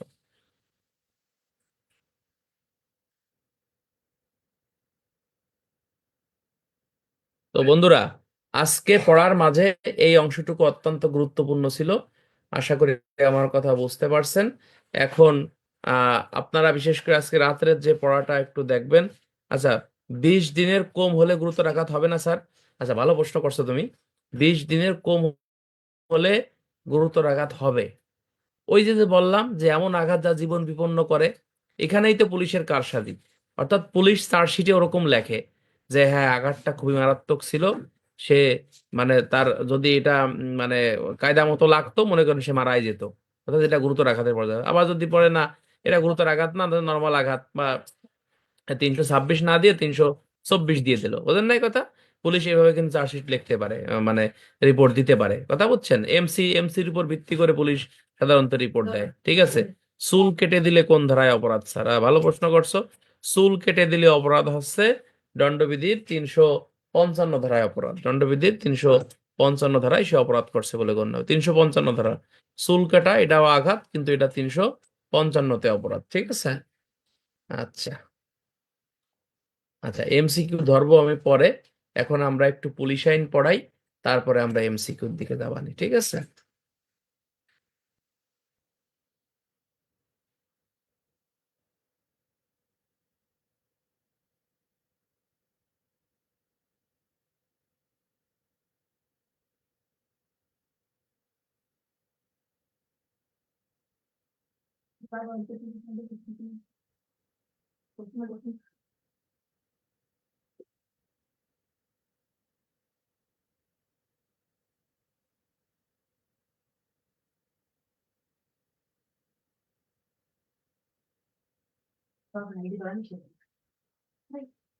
আচ্ছা বন্ধুরা, গত ক্লাসে আমরা পুলিশ আইনের 19 ধারা পর্যন্ত পড়ছিলাম, যে স্পেশাল পুলিশ যদি দায়িত্ব কর্তব্য অবহেলা করে, তার শাস্তি হচ্ছে এই আইনের 19 ধারা মোতাবেক অনূর্ধ্ব 50 টাকা পর্যন্ত জরিমানার বিধান কিন্তু রাখা হয়েছে। আমরা একটু 20 ধারার দিকে যাব, যে বলতেছে পুলিশ সদস্যগণ ফৌজদারি কার্যবিধির নিয়ন্ত্রণে আইন এবং পরবর্তী বিধি দ্বারা পুলিশ কর্মচারীর নির্দিষ্ট ক্ষমতা ব্যতীত অন্য কোনো ক্ষমতা প্রয়োগ করতে পারবে না। অর্থাৎ এই যে 17 থেকে 19 ধারা পর্যন্ত যে পুলিশ আইন আমরা আলোচনা করতেছি, এখানে স্পেশাল পুলিশের সম্পর্কে আমরা পড়তেছি। এই স্পেশাল পুলিশের যে দায়িত্ব কর্তব্যগুলো আছে বন্ধুরা, এই দায়িত্ব কর্তব্যের বাহিরে এই 20 ধারায় বলতেছে অতিরিক্ত কোনো ক্ষমতা সে প্রয়োগ করতে পারবে না। অর্থাৎ স্পেশাল পুলিশের যে কর্তব্য আছে, স্পেশাল পুলিশের যে দায়িত্ব আছে, এই দায়িত্ব কর্তব্যের বাইরে এই 20 ধারায় অতিরিক্ত ক্ষমতা বা দায়িত্ব কর্তব্য সে পালন করতে পারবে না। অর্থাৎ স্পেশাল পুলিশ কিন্তু মামলা তদন্ত করতে পারে না, ঠিক আছে কিনা? স্পেশাল পুলিশ কিন্তু ইনভেস্টিগেশন করতে পারে না। তাদের কাজ হচ্ছে যে আপনার আহ, সঠিক আইন শৃঙ্খলা রক্ষা করা ঊর্ধ্বতন কর্তৃপক্ষের নির্দেশ মোতাবেক। সহজ কথা হচ্ছে, স্পেশাল পুলিশের যে ক্ষমতা আছে, এই ক্ষমতার বাইরে অতিরিক্ত ক্ষমতা তারা প্রয়োগ করতে পারবে না। আচ্ছা, আমরা চলে যাব এই আইনের 22 ধারা। এই যে যে আমরা 24 ঘন্টা ডিউটি করি, অর্থাৎ এই আইনের উদ্দেশ্যে প্রত্যেক পুলিশ সদস্য সর্বদা অন ডিউটিতে বিবেচিত হবে। অর্থাৎ আমাদের এখানে বলতেছে যে আমরা যারা পুলিশের চাকরি করি, আমরা 24 ঘন্টার জন্য কর্মে নিয়োজিত এবং 24 ঘন্টা আমরা দায়িত্ব কর্তব্য পালন করব। এবং যে কোনো সময় যে কোনো সাধারণ পুলিশ জেলার যে কোনো স্থানে তাকে পুলিশ সদস্য হিসেবে নিযুক্ত করা যাবে। কথা বুঝছেন? এখানে বলতেছে যে কোনো পুলিশ সদস্যকে যে কোনো জায়গায় আপনার কি করা যাবে, আপনার বদলি করা যাবে। ক্লিয়ার? তাহলে এমসিকিউ আসতে পারে, পুলিশ সদস্যরা কত ঘন্টার জন্য নিযুক্ত? 24 ঘন্টার জন্য নিযুক্ত। কত ধারা? 22 ধারা। কি করা যাবে? যে কোনো সময় যে কোনো জায়গায় তাকে বদলি করা যাবে, এই কথা বলতেছে 23 ধারা, 22 ধারা। আচ্ছা, পুলিশ আইনের 23 ধারাটা অত্যন্ত গুরুত্বপূর্ণ, এটা আপনারা জানেন। অনেক এখানে নতুন পুলিশ সদস্যরা আছেন, তাদের উদ্দেশ্যে আমি বলবো, তুমি আজকে রাতে পুলিশ আইনের 23 ধারাটা মুখস্থ করে ফেলবে ভাই। এখন মনে করো তুমি পুলিশের চাকরি করো বা আমি পুলিশের চাকরি করি, পুলিশ আইনের 23 ধারাটা যদি আমার মুখস্থ না থাকে, তাহলে তো আমি আপনি পুলিশ না। পুলিশ, এই জন্য যারা নতুন আছেন, দয়া করে আজকে রাতে এখন বসে এই মুহূর্তে বসে এটা 8টা পয়েন্ট মুখস্থ করবেন যে আপনি পুলিশের চাকরি করেন, আপনার দায়িত্ব কর্তব্য কি, এটা মুখস্থ করে 8টা পয়েন্ট খাতায় লিখবেন। আমি একটু পড়াই দিচ্ছি, তারপর নিজেরা লিখবেন। না মুখস্থ, এটা বোঝার কিছু নাই, সবাই বোঝেন এটা। 1 নম্বরে বলতেছে উপযুক্ত কর্তৃপক্ষের সকল বৈধ আদেশ দ্রুত পালন করা ও কার্যকর করা। অর্থাৎ সূচি দিচ্ছি, দাঁড়ান। অর্থাৎ এখানে বলতেছে যে আহ, উপযুক্ত যে কর্তৃপক্ষ আছে, অর্থাৎ আপনার সিনিয়র কর্তৃপক্ষ যারা আছে, ব্যারাকে মারা গেলে অন ডিউটি। আচ্ছা, সেই ক্ষেত্রে আপনাকে বলতেছে যে দ্রুত আদেশ পালন করতে এবং কার্যকর করতে, এবং এই আদেশটা আপনাকে বৈধ হতে হবে বন্ধুরা।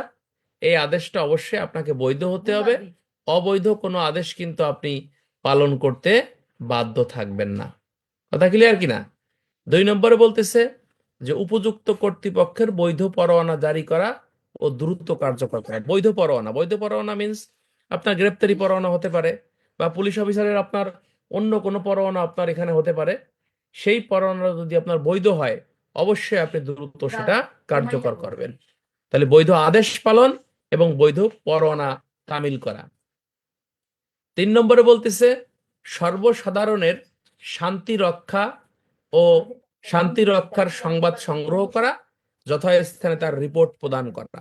অর্থাৎ আমরা যে পুলিশের চাকরি করি, আমাদের কাজ হচ্ছে অপরাধ সংশ্লিষ্ট যে শান্তি রক্ষার যে সংবাদগুলো আছে, অর্থাৎ আমাদের ডিএসবি যে কাজগুলো করে, আমরা শান্তি রক্ষার সংবাদ সংগ্রহ করব এবং যথাযথ কর্তৃপক্ষকে এই বিষয়টা অবগত করব।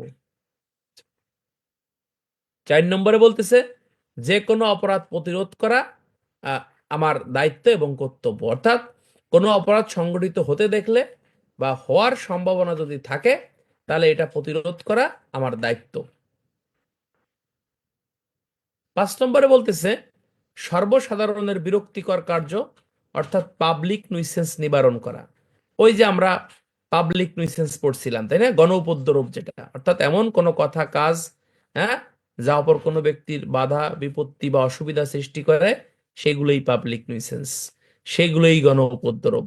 তাহলে এমন কাজ যদি পুলিশের সামনে থাকে বা পড়ে, তাহলে পুলিশ সেটা নিবারণ করবে। এরপরে বলতেছে অপরাধের বৃত্তান্ত অনুসন্ধান বা উদ্ঘাটন করা, অর্থাৎ আমরা যে পুলিশ অফিসার, আমাদের যে একটা ইনভেস্টিগেশন পাওয়ার আছে, যা কার্যবিধি আইনের 154 থেকে 173 পর্যন্ত আলোচনা, 176 পর্যন্ত আলোচনা করছে। এই কথাটা এখানে বলতেছে, বলতেছে সর্বসাধারণের এই অপরাধের ইনভেস্টিগেশন অফিসার, আপনি অপরাধের বৃত্তান্ত অনুসন্ধান বা উদ্ঘাটন করবেন, অর্থাৎ অপরাধটি কেন, কিভাবে, কখন, কি উদ্দেশ্যে সংগঠিত হয়েছে, হ্যাঁ, এর মোটিভ কি, এটা উদ্ঘাটন করা আপনার দায়িত্ব এবং কর্তব্য। এরপরে বলতেছে অপরাধীকে বিচারার্থে আদালতে সোপর্দ করা, অর্থাৎ একজন অপরাধীকে আপনি যখন ধরবেন, বিচারার্থে তাকে আদালতে আপনাকে সোপর্দ করতে হবে, আপনি তাকে রাখতে পারবেন না। আপনারা জানেন যে পুলিশ আইনের আপনাকে বলতেছে যে 24 ঘন্টার বেশি কাউকে আপনি আটক রাখতে পারবেন না, আপনার কাছে রাখতে পারবেন না। তো যত দ্রুত সম্ভব গ্রেপ্তারকৃত ব্যক্তিকে আপনাকে বিচারার্থে আদালতে আপনাকে সোপর্দ করতে হবে। আর লাস্টের পয়েন্টটা হচ্ছে গ্রেপ্তারযোগ্য আসামিকে গ্রেপ্তার করা, অর্থাৎ আসামি যখন আপনার চোখের সামনে দিয়ে ঘুরবে, ঠিক আছে কিনা, যারা গ্রেপ্তারযোগ্য অপরাধী, এই গ্রেপ্তারযোগ্য ব্যক্তিকে অবশ্যই আপনি অ্যারেস্ট করবেন, এটা আপনার দায়িত্ব। যদি অ্যারেস্ট না করেন, তাহলে আপনি কয় ধারা অপরাধী দণ্ডবিধি বলেন তো ভাই, বলেন কয় ধারা? দণ্ডবিধির 221 ধারা মোতাবেক আপনি অপরাধ করছেন বলেই গণ্য হবে, এটা মনে রাখবেন। তাহলে বন্ধুরা, আমরা যারা পুলিশের চাকরি করি, মনে করেন যদি পুলিশ আইনের 23 ধারা আমাদের মুখস্থ না থাকে, তাহলে আমরা পুলিশ না, আমরা কি পুলিশ না। সুতরাং আজকে রাতের মধ্যেই যাদের মুখস্থ নাই, দয়া করে এই 8টা পয়েন্ট মুখস্থ করে লিখবেন। এই যে আমার ক্লাসে ভর্তি আছেন বলেই কিন্তু আপনি গুরুত্বটা বুঝতেছেন বা পড়তেছেন, নাহলে কিন্তু পড়তেন না, এটা কিন্তু পড়া হতো না।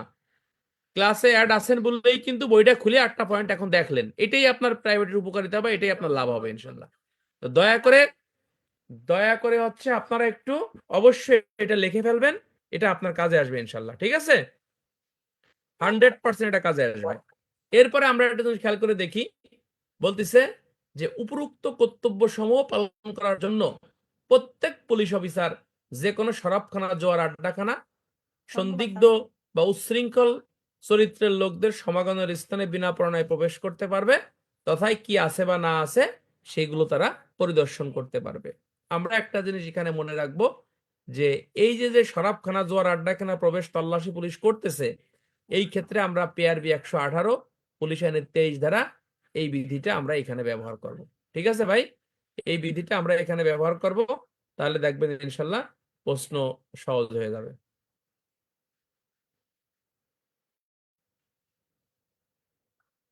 তাহলে আমরা এখানে কি জানলাম বন্ধুরা? আমরা জানলাম 1 নম্বরে ঊর্ধ্বতন কর্তৃপক্ষের বৈধ আদেশ পালন করা, ঊর্ধ্বতন কর্তৃপক্ষের বৈধ পরোয়ানা জারি করা, সর্বসাধারণের শান্তির সংবাদ সংগ্রহ করা, যথাস্থানে রিপোর্ট দেওয়া, কোনো অপরাধ অনুষ্ঠিত হওয়ার সম্ভাবনা থাকলে তা নিবারণ করা। এরপরে বলতেছে পাবলিক নিউসেন্স নিবারণ করা, অপরাধের বৃত্তান্ত অনুসন্ধান করা, অপরাধীকে বিচারার্থে আদালতে সোপর্দ করা, আইনসঙ্গতভাবে গ্রেপ্তারযোগ্য আসামিকে গ্রেপ্তার করা। এই হলো পুলিশের দায়িত্ব এবং কর্তব্য। পুলিশ আইনের 23 ধারা, পিআরবি 118 বিধি আমরা এখানে ব্যবহার করব। এর বেশি কোনো কিছু ব্যবহার করার এখানে দরকার নাই। তো বন্ধুরা, আমি এখন বেশি কথা বলবো না, আহ, আহ, আগামীকালকেও ক্লাস হবে ইনশাল্লাহ। আজকে এ পর্যন্তই থাকলো। আমি নতুন সুন্দর একটা প্রশ্ন বাড়ির কাজ দেব, এই বাড়ির কাজটা সবাই করবেন, ঠিক আছে? আর একটা জিনিস আমরা মনে রাখবো, ধৈর্যের সাথে লেখা। অনেকে আমি দেখতে, অনেকে আমার কাছে মনে হয় যে খুব ব্যতিব্যস্ত, না, পদোন্নতির জন্য ব্যতিব্যস্ত মানে তাড়াহুড়া করে পড়ার কিছু নাই। আমি তো একটা কথা আপনাকে বলছি যে আমার কাছে পড়ে আপনার উপকার হচ্ছে কি হচ্ছে না, এটা নর্মালি আপনি 3 মাস 4 মাস পরে বুঝতে পারবেন যে কিছু একটা আপনার পদোন্নতি মানে উপকার হয়েছে। সুতরাং ধৈর্যের সাথে লেগে থাকেন ভাই, ঠিক আছে? এখন আমি সবাইকে কটা প্রশ্ন জিজ্ঞেস করি, দেখি কে কয়টার উত্তর দিতে পারে, দেখি কে কয়টার উত্তর দিতে পারে, ঠিক আছে? আচ্ছা বলেন যে পুলিশ আইন অনুসারে অপরাধ প্রতিরোধ বা নিবারণ করা কোন পদের পুলিশ অফিসারের দায়িত্ব? এসআই, এএসআই, কনস্টেবল থেকে উপরস্থ, কোনোটিই না। কি হবে? হ্যাঁ, গ। ঠিক আছে, সবার দায়িত্ব কর্তব্য। এরপরে বলেন স্পেশাল পুলিশের শাস্তি কত টাকা জরিমানা? অনূর্ধ্ব 50, অনূর্ধ্ব 50, তারপরে অনূর্ধ্ব 20, কোনোটিই না। হ্যাঁ, অনূর্ধ্ব 50 টাকা জরিমানা। এরপরে বলেন ফৌজদারি কার্যবিধি আইন অনুসারে নিরপরাধ ব্যক্তির সম্পত্তি ক্রয় করা হলে কত মাস আগে সেটা বিক্রি করা যাবে না? আপনার 6 মাস আগে, 12 মাস আগে, বিরোধ নিষ্পত্তি না হওয়া পর্যন্ত, কোনোটিই না। দেখছেন 6 মাস করছে সবাই, হয় নাই, কারোটাই হয় নাই। বিরোধ নিষ্পত্তি না হওয়া পর্যন্ত সেটা বিক্রি করা যাবে না। বিরোধ নিষ্পত্তি না হওয়া পর্যন্ত বিক্রি করা যাবে না, এটা মনে রাখবেন, ভুল করেন না। করক্কিত সম্পত্তি প্রত্যার্পণের বিধান রয়েছে কত বছরের মধ্যে? 6 মাসের মধ্যে, 12 মাসের মধ্যে, 13 মাসের মধ্যে, কোনোটিই না। হ্যাঁ, বলেন কত? 12 মাস না 24 মাস? কোনটা? 24 মাস, 24 মাসের মধ্যে। কত আছে? হ্যাঁ,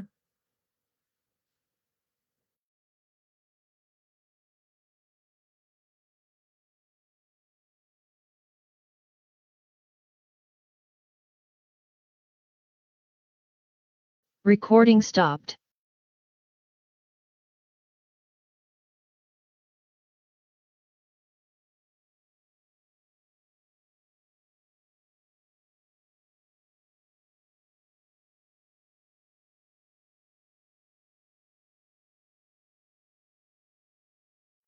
টাকা তুলতে টাকা লাগছে না?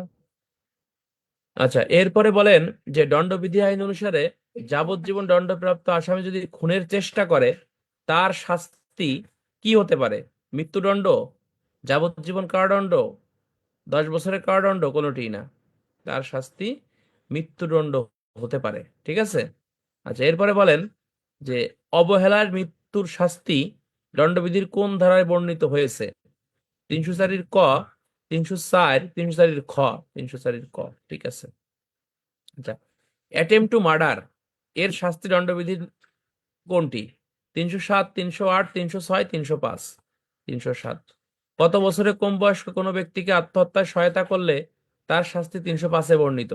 12 বছর, 17 বছর, 18 বছর, কোনোটিই না। দেখছেন, এই যে অনেক কাছে 12 বছর। 12 বছর কি টাকা হচ্ছে? 5 মিনিট দাঁড়াইতে হবে ভাই। এত করে পড়ালাম, সে 12 বছর কোথায় পাইছো? এটা হচ্ছে 18 বছরের কম বয়স্ক হতে হবে ভাই, 18 বছরের কম বয়স্ক। আচ্ছা, কত বছরের কম বয়স্ক শিশুকে পিতামাতা পরিত্যাগ করলে তার শাস্তি 317? কত বছর? এইটা হলো 312 বছর, এটা 312 বছর। ঠিক আছে। এরপরে বলেন যে দণ্ডবিধি আইন অনুসারে আপনাকে বলতে হবে যে খুন কয়টি ক্ষেত্রে অপরাধজনক নরহত্যা হয়? 5টি ক্ষেত্রে, 3টি ক্ষেত্রে, 2টি ক্ষেত্রে, 4টি ক্ষেত্রে? আচ্ছা, 5টি ক্ষেত্রে। আচ্ছা, আকস্মিক কলহ বা দ্বন্দ্বে লিপ্ত হয়ে কেউ কাউকে মেরে ফেললে সেটা কি হবে? খুন হবে, অপরাধজনক নরহত্যা হবে, ক খ, কোনোটিই না। অপরাধজনক নরহত্যা হবে। ঠিক আছে। আচ্ছা, এরপরে বলেন যে ফিনাল কোড আইন অনুসারে সরকারি কর্মচারী আইন বলে বাধ্য হয়ে কোনো কাজ করলে সেটা অপরাধ না, কয় ধারা? 79, 77, 76, কোনোটিই না। 76 ধারা। ধন্যবাদ। এরপরে বলেন যে ফৌজদারি কার্যবিধি আইন অনুসারে আপনাকে বলতে হবে যে আহ, অবৈধ প্রকাশনা বাজেয়াপ্ত ঘোষণা করা হলে তা উদ্ধার করার জন্য তল্লাশি চালাতে পারে কোন পদের অফিসার? এসআই থেকে উপরস্থ, এসআই থেকে উপরস্থ, ইন্সপেক্টর থেকে উপরস্থ, কোনোটিই না। হ্যাঁ, এসআই থেকে উপরস্থ। থ্যাংক ইউ সো মাচ ভাই। আচ্ছা, যাও, ক্লাস আজকে এখানে শেষ। আর বাড়ির কাজ দিচ্ছি, বাড়ির কাজ করবেন ইনশাল্লাহ। আর একটা বিষয় মনে রাখবেন যে ধৈর্যের সাথে লেখাপড়া করতে হবে। যারা এখনো সম্মানী দেননি, সম্মানীটা দিয়ে দেবেন ভাই। আপনাদের জন্য কষ্ট করা হয়, এটা তো বোঝেনি, তাই না? ইনশাল্লাহ কষ্ট করেন, ধৈর্যের সাথে লেগে থাকেন। আমার জন্য দোয়া করবেন। আর কেউ ফাঁকি না দেই আমরা ভাই। ধন্যবাদ সবাইকে। অল্প অল্প করে পড়তেছি আমরা, এটা দেখবেন অনেক বড় পুঁজি হয়ে যাবে আমাদের জন্য ইনশাল্লাহ।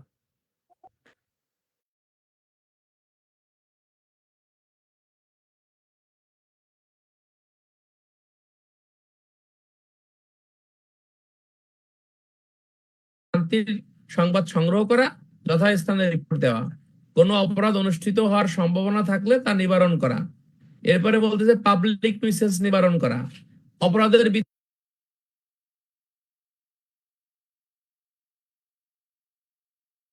ভ্রান্তির সংবাদ সংগ্রহ করা, যথাস্থানে রিপোর্ট দেওয়া, কোনো অপরাধ অনুষ্ঠিত হওয়ার সম্ভাবনা থাকলে তা নিবারণ করা। এরপরে বলতেছে পাবলিক nuisance